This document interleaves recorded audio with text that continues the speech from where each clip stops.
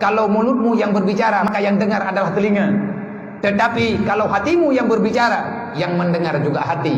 Kalau bisa malam ini kita berbicara dari hati ke hati. Mereka pikir hanja ku. Kaya menang bro. Kaya pikirlah banyak drop hanja ku tanya. Mampu detak hun menghihat kita nyo putrana ni. Antang kata aku muda-muda drop.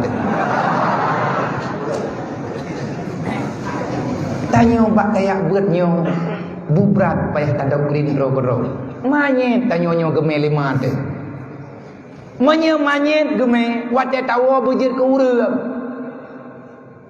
Manye tekadi bantrok kena na urang trok kena hana moduboh wate semayang lo.